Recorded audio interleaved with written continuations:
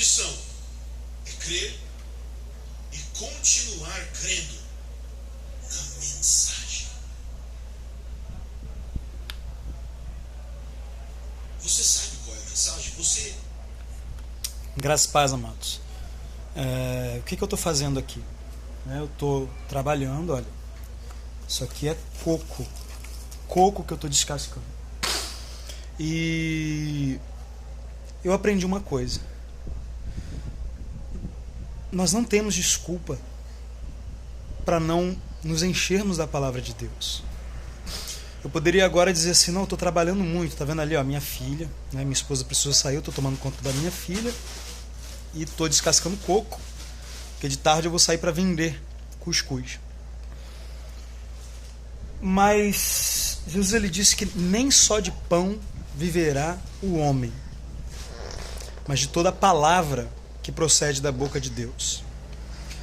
A vida espiritual, assim como você precisa de comida para continuar vivo fisicamente, se você não comer você morre, né? Você vai perdendo a sua saúde, você vai perdendo as suas forças.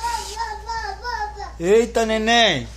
Você vai entrando num processo de inanição, até que chega um momento que o seu corpo não tem condições de continuar se mexendo, de continuar realizando as suas funções básicas de respiração, de tudo o que você precisa para ser um corpo, para ter um corpo vivo. O seu corpo depende do alimento para viver. E o seu espírito, ele depende da palavra de Deus, que é o alimento do seu espírito, para ele continuar vivo. Às vezes a gente pensa assim, não, eu fui salvo, estou salvo, amém. Só que a gente não entende que salvação é muito mais do que ter o seu nome escrito no livro da vida. É muito mais do que, não, você aceitou Jesus, então está aqui, pronto, você está salvo. Não é uma carteirinha que você recebe uma vida. Você nasce. E assim como uma criança, quando nasce, precisa de amamentação, de alimentação, Pedro ele vai dizer que, como meninos novamente nascidos, devemos desejar o genuíno leite, através do qual vamos crescendo. Então você tem o leite, depois Paulo vai falar que quando você deixa de ser menino, você começa a comer um alimento sólido. Então a gente tem essa alusão na Bíblia de que o homem espiritual ele precisa se alimentar para ficar vivo, para crescer, para ter uma saúde espiritual e viver a vida espiritual. Jesus, o Evangelho, ele era chamado na época da igreja primitiva de o caminho, significa que é uma caminhada. Paulo diz que nós estamos correndo a carreira que nos está proposta. Então a vida cristã é uma carreira, é uma vida. Assim como você tem uma vida física, que você nasce, cresce, tem trabalho, cria filhos e morre, você tem uma carreira, que a vida cristã é uma carreira. Você nasce, você cresce, você vive para agradar a Deus, você tem um chamado, e você está aguardando a consumação, que é a volta de Cristo, o estabelecimento do reino de Deus na terra. E para que você corra essa carreira, você precisa estar vivo, você precisa estar saudável. Não basta nascer. Ao nascer você entra no reino, mas depois que você nasceu, você precisa crescer, você precisa ter uma manutenção dessa vida. Paulo disse que se viver segundo a carne, caminhais para a morte. Ou seja, você está retrocedendo para aquela morte espiritual da qual você saiu. Então o que é a salvação? Não é só receber um carinho, pronto, está salvo. Não. Quando você é salvo, você nasce e passa a ter uma nova vida, uma vida espiritual. No mesmo texto de Romanos que eu acabei de citar, que é Romanos 8, Paulo diz que o espírito está vivo por causa da justiça, mas o corpo está morto por causa do pecado. Então ser salvo é ter um espírito vivo. Mas este espírito vivo precisa se alimentar para continuar vivo. E para que você possa viver essa vida espiritual, você precisa de alimento. Por isso que Pedro disse para você desejar ardentemente o genuíno leite. Você já viu uma criança, quando ela fica sem mamar, quando ela começa a sentir fome, ela começa a berrar, e você não suporta, você sai correndo para fazer mamadeira, porque você não aguenta aquele choro. Você sabe quando o seu espírito está clamando pela palavra de Deus?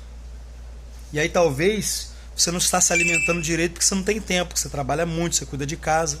O que te impede de fazer isso aqui? O que te impede hoje, né, no tempo que a gente vive, na nossa geração da internet?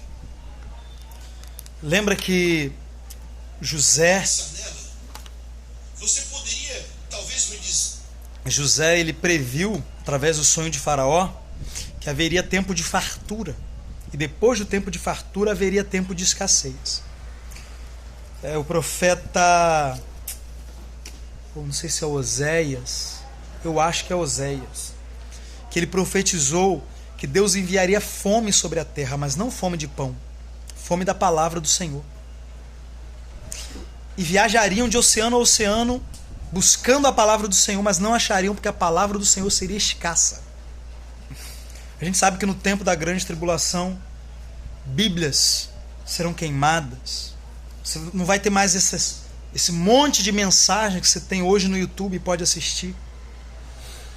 Então, Deus anunciou que haveria um tempo de fome da palavra dele. Só que assim como no tempo de José, antes dos 7 anos de fome, vieram 7 anos de fartura. E eu creio que é o que nós estamos vivendo agora. Antes de chegar no tempo do fim e a perseguição começar, e a gente ter tempo de seca, de escassez da palavra de Deus, Deus está nos dando tempo de fartura. Hoje você coloca aqui no YouTube e você ouve qualquer pregador, os melhores, os mais cheios de revelação, os mais ungidos. Qual é a sua desculpa para não estar forte com a palavra de Deus, para não ser alguém cheio da palavra, do conhecimento da palavra? A Bíblia diz que o filho sábio ajunta no verão. Sejamos filhos sábios, como José, que estocou alimento no tempo de fartura, para que quando o tempo da seca chegar, você tenha um estoque muito da palavra de Deus armazenado. Então sejamos filhos sábios, vamos nos alimentar da palavra.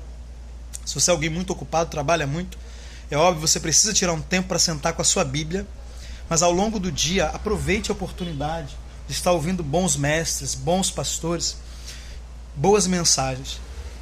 Paulo disse aos Colossenses que habite ricamente a palavra de Deus em vós. Ou seja, eu não posso ter uns versículos, ler um versículo aqui, outro ali, ouvir uma mensagem todo domingo. Não, a palavra precisa habitar ricamente. Então, ouça muitas mensagens durante o dia. Medite na palavra, leia a sua Bíblia, leia livros. Porque se você comer muito fisicamente, você vai engordar, você vai ter problema de saúde. Mas se você comer muito da palavra de Deus, não tem prejuízo em você se alimentar muito da palavra de Deus. Pelo contrário, só tem benefício. Amém, querido? Queria te convidar a se inscrever aqui no canal, deixar o seu like, ativar o sininho e deixar o seu comentário. Agradeço a você que ficou até o final do vídeo e vejo você no próximo vídeo. Eu vou voltar aqui para o meu banquete que eu estava saboreando aqui antes de conversar com vocês. Fiquem na paz.